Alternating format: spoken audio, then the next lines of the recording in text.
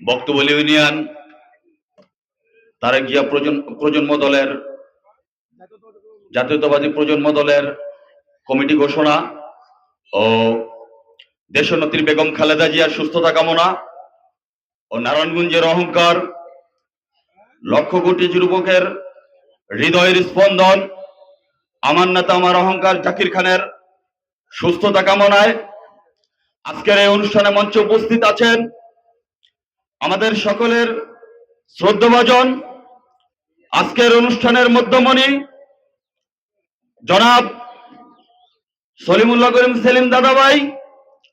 মঞ্চে আরো উপস্থিত আছেন জনাব জাকির খানের আরেক বিশ্বস্ত হাতিয়ার জনাব ফরিদ আহমেদ ভাই। মঞ্চে আরো উপস্থিত আছেন ফতুল্লা থানা মৎস্যজীবী দলের সম্মানিত সভাপতি জনাব সলিমুল্লাহ হৃদয় ভাই এবং সাংগঠনিক ফয়সাল ব্যাপারী সহ বক্তবলী ইউনিয়নের ও অন্য অঙ্গ সংগঠনের সকল নেতৃবৃন্দ, আপনাদের সবাইকে আমার সংগ্রামী শুভেচ্ছা ও অভিনন্দন। প্রিয় সম্মানিত উপস্থিতি, বক্তব্য দেওয়ার কিছু নেই, বক্তব্য যা দেওয়ার আমার সকল নেতৃবৃন্দ এর আগে অনেক দিয়ে গেছে, তো তারপরও আমি দু একটি কথা না বললেই নয়।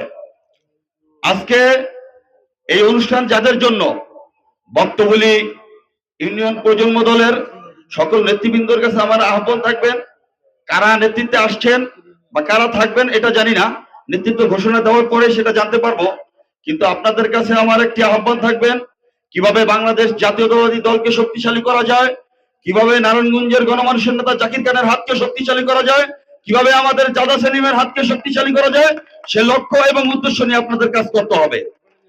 বাংলাদেশ জাতীয়তাবাদী দল কখনো কোনো সন্ত্রাসী কার্যক্রমে বিশ্বাসী নয়।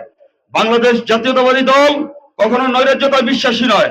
জাকির খানের কর্মী যারা, জাকির খানকে যারা প্রকৃতপক্ষে ভালোবাসেন, তারা কখনো কোনো সন্ত্রাসী কার্যক্রমে থাকতে পারেন না।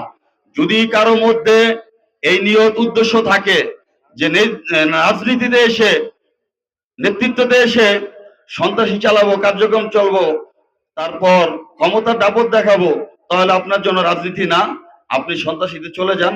বাংলাদেশ জাতীয়তাবাদী দলের নাম বদনাম করতে আসেন না, এটা আগে থেকে বলে দিলাম।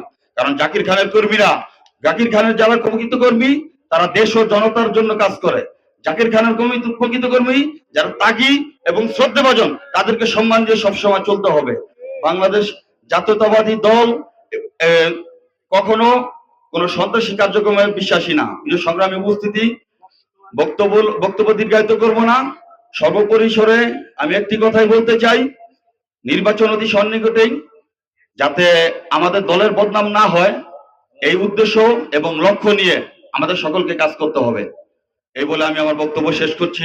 বাংলাদেশ জিন্দাবাদ, বাংলাদেশ জাতীয়তাবাদী মৎস্যজীবী দল জিন্দাবাদ, আমার নেতা আমার অহংকার জনাব তারেক রহমান জিন্দাবাদ, জিন্দাবাদ।